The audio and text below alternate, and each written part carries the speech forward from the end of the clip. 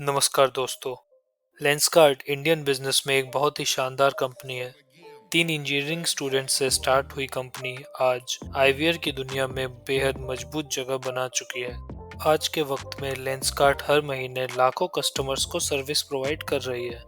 Lenskart का India के IVR market में 30% से ज्यादा शेयर है। लेंसकार्ट के प्रॉफिट भी ईयर ऑन ईयर बेसिस पे एक्सपोनेंशियली बढ़ रहे हैं। लेंसकार्ट के आज इंडिया में 800 से ज्यादा ऑफलाइन स्टोर्स हैं। सवाल बनता है कि कैसे लेंसकार्ट ने टाइटन जैसी बड़ी कंपनी के होते हुए भी इंडियन मार्केट पे कब्जा कर लिया। लेंसकार्ट की क्या बिजनेस स्ट्रेटजी रही और हम लोग लेंसकार्ट से क्या सीख सकते हैं। और हाँ, सबसे इम्पोर्टेंट बात तो रही गई, अगर चैनल को सब्सक्राइब नहीं किया है तो प्लीज सब्सक्राइब द चैनल। आइए पहले हम लोग देखते हैं कि ट्रेडिशनल आईवीआर का बिजनेस कैसे काम करता था। तब चश्मा खरीदना अभी जितना आसान नहीं रहता था। आपको टाइम निकाल के ऑप्टिशियन के पास जाना होता था। वहाँ जो लिमिटेड फ्रेम्स रहते थे उसमें से ही फ्रेम चूज करना होता था। वहाँ जो भी स्टाइल मिला उसको ही सिलेक्ट करना होता था। जो ग्लासेस अवेलेबल हैं वही लेना होता था और फिर हफ्ते 2 हफ्ते वेट करना पड़ता था, तब जाके आपका चश्मा आपको मिलता था। सुनने में ये इतना मुश्किल नहीं लग रहा, पर जिसने ये किया है वो इसको समझ सकता है। इस टाइम पे इंडिया में चश्मों के बिजनेस में 95% लोकल ब्रांड्स ही थे। यही लोग सस्ते में आईवीआर बेचते थे। ना इनके प्रोडक्ट्स में कोई गारंटी होती थी ना कोई वारंटी। और जो चश्मे के अच्छे ब्रांड्स थे वो हालांकि सर्विसेज अच्छी देते थे, पर उनके प्राइसेस इतने ज़्यादा होते थे कि मिडिल क्लास के लोग उसको अफोर्ड ही नहीं कर सकते थे। और ऐसा नहीं था कि ये स्पेक्स बनाने में कंपनीज का खर्चा बहुत ज़्यादा आता हो, पर ये कंपनीज लोगों की मजबूरी का फ़ायदा उठाते थे। उनको पता है कि चश्मे के बिना अगर आदमी को दिखाई नहीं दे रहा तो उसको चश्मा खरीदना ही पड़ेगा, चाहे वो कितना भी महंगा हो। बहुत कंपनीज तो 80-90% के मार्जिन के साथ आईवीआर बेच रही थी। इसी सिचुएशन को देख के पीयूष बंसल एंड उनकी टीम ने मार्केट में अपॉर्चुनिटी देखी और 3 प्रॉब्लम्स को सॉल्व करने का ट्राई किया। फर्स्ट, आईवीआर का कॉस्ट, चश्मों को आम आदमी के लिए अफोर्डेबल बनाना। सेकेंड, आईवीआर को मेडिकल ट्रीटमेंट की तरह ना दिखाना but style symbol banana. Third, ज़्यादा से ज़्यादा लोगों तक ऑप्टिशियंस को पहुंचाना और उनको सही चश्मे दिलाना।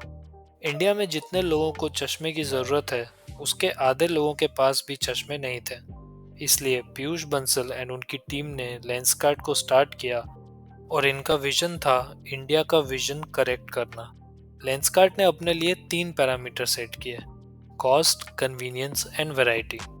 लेंसकार्ट ने अपने आईवीआर के प्राइसेस को बहुत चीप रखा और जहां लोकल दुकानों में चश्मा बन के आने में हफ्ते लग जाते थे, वहीं लेंसकार्ट ने 3 दिन के अंदर डिलीवरी देना शुरू कर दिया। जहां लोकल दुकानों में चूज करने के लिए कुछ ही डिजाइन्स होते थे, वहीं लेंसकार्ट पे हजारों डिजाइन्स अवेलेबल थे। जहां लोकल दुकानों से चश्मा लेने पे कोई गारंटी नहीं मिलती थी, वहीं लेंसकार्ट पे फ्रेम्स और ग्लासेस पे 1 ईयर वारंटी रहती है। और सबसे अच्छा, लेंसकार्ट ने 14 days no questions ask return policy भी अपने कस्टमर्स को दी।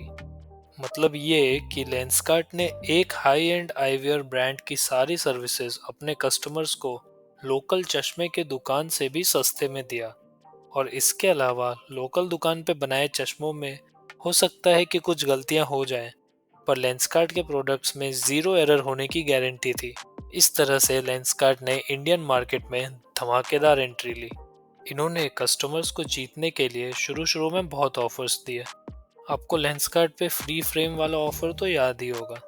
लेंसकार्ट ने वर्चुअल आईवीआर ट्रायल सिस्टम निकाला, जिससे ऑनलाइन चश्मे को न पहन पाने की दिक्कत को सॉल्व किया।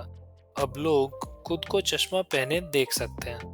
लेंसकार्ट ने खुद को एज अ लाइफस्टाइल ब्रांड दिखाने के लिए भी एडवर्टाइजमेंट्स में बहुत पैसा खर्च किया। इस तरह से लेंसकार्ट ने बहुत स्ट्रैटेजिकली इंडियन मार्केट में आईवीआर के चैलेंजेस को सॉल्व किया और मेजॉरिटी ऑफ कस्टमर्स को अपना बना लिया। लेंसकार्ट की एक्यूरेसी इतनी ज़बरदस्त थी कि इनके प्रोडक्ट के रिटर्न रेट्स 4% से भी कम थे। ऑनलाइन मार्केट की दुनिया में 15% रिटर्न रेट होना भी काबिले तारीफ बात है। ऑनलाइन मार्केट से स्टार्ट होने के बाद लेंसकार्ट ने फिर ऑफलाइन स्टोर्स भी खोलना शुरू कर दिए, क्योंकि अभी भी हर कोई ऑनलाइन जाके लेंसेज ऑर्डर नहीं कर रहा था। अभी भी मार्केट में लोकल ऑप्टिशियन से लोग चश्मा बनवा रहे थे। इन लोगों को ऑनलाइन मार्केट से चीज़ें लेने पे डाउट रहता है, जो जेन्युइन भी है। लेंसकार्ट ने अपनी मैन्युफैक्चरिंग यूनिट को ऑलरेडी इतना सही बना रखा था कि ये लोग आराम से डिमांड के अकॉर्डिंग आईवीआर प्रोड्यूस कर सकते थे।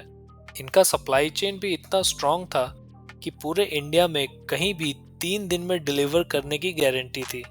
ऑनलाइन मार्केट में अपना नाम तो लेंसकार्ट बना ही चुका था, तो इनको लोकल मार्केट में बाकी वेंडर्स से एडवांटेज मिल गया। कस्टमर्स अब लेंसकार्ट के आईवीआर को इनके स्टोर्स पे जाके टच एंड फील भी कर सकते थे। लेंसकार्ट ने अपने ऑफलाइन स्टोर्स पे हजारों best selling frames and lenses को रखा। कस्टमर स्टोर पे ही अपनी पावर चेक करके अपनी पसंद का फ्रेम एंड लेंस ऑर्डर कर सकते थे। फिर बाकी का काम लेंसकार्ट का स्ट्रॉन्ग ऑनलाइन मॉडल कर देता था, जिससे कस्टमर्स को जल्दी से उनका चश्मा बन के मिल जाता था। अब ऐसा करने का लेंसकार्ट को ये फायदा मिला कि इनको हर स्टोर पे इन्वेंट्री मेंटेन करने की जरूरत नहीं थी। इन्होंने पूरे कंट्री में अपने ऑनलाइन मॉडल से ही डिमांड के अकॉर्डिंग सप्लाई किया, जिससे किसी भी स्टोर पे डेड इन्वेंट्री की प्रॉब्लम नहीं आई। जहां नॉर्मल स्टोर्स पे कुछ ही डिज़ाइन मिल पाते थे, वहीं लेंसकार्ट के स्टोर्स पे आराम से 5-6 हज़ार डिज़ाइन चॉइसेस अवेलेबल थे।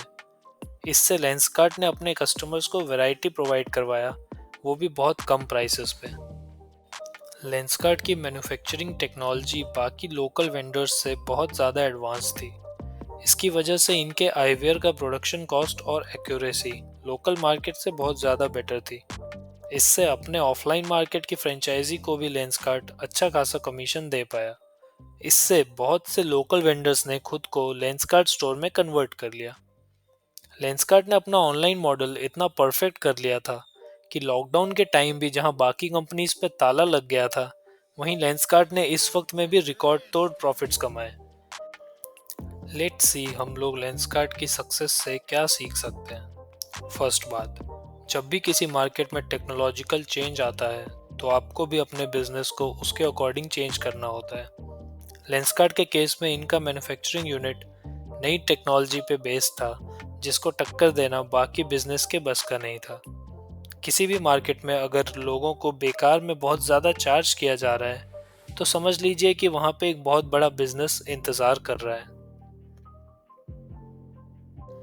लेंसकार्ट के केस में एग्जिस्टिंग ब्रांड्स ने आईवीआर के मार्केट में इतनी लूट मचा रखी थी, नतीजा ये हुआ कि लेंसकार्ट ने मार्केट में अपनी जगह बनाई और बाकी बिजनेसेस देखते ही रह गए।